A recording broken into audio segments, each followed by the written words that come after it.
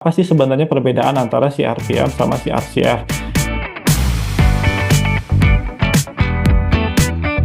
Jadi kalau RCF itu merupakan relative centrifugal force. Jadi itu gaya sentrifugal yang diberikan pada suatu objek ketika objek itu berputar. Nah, kalau RPM itu biasanya disebut juga revolution per minute atau mungkin sering juga didengar dengan rotation per menit gitu ya. Jadi dalam 1 menit objek itu berputar berapa kali. Untuk mendapatkan nilai centrifugal force atau RCF itu sebenarnya ini ada rumusnya. Kita ingin mendapatkan centrifugal force-nya berapa, kita tinggal masukkan saja ke rumus ini gitu ya. Nah, perbedaan mendasarnya apa? Di sini ada saya kasih gambar contoh ya. Nah, yang pertama ini ada 2 orang, yang satu jaraknya gitu ya, jaraknya antara yang A dan yang B itu berbeda.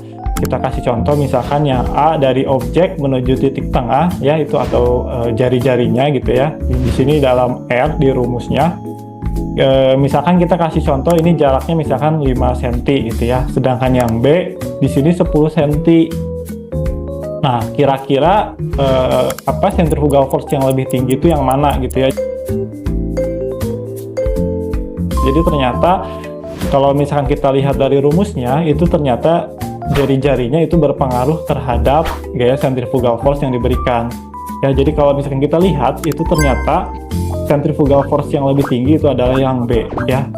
Nah, ini juga berlaku pada sampel yang sering kita lakukan gitu ya, yang sering kita gunakan gitu di laboratorium.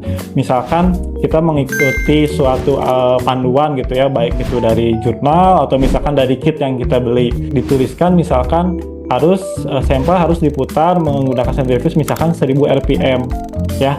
Nah, apakah 1000 rpm yang Bapak lakukan di laboratorium dan juga yang dianjurkan oleh kit itu sama? Nah, ini bisa jadi berbeda. Jadi sebaiknya kalau misalkan Bapak Ibu di laboratorium itu saya sarankan lebih baik menggunakan RCF karena itu RCF pasti nilainya akan sama ya.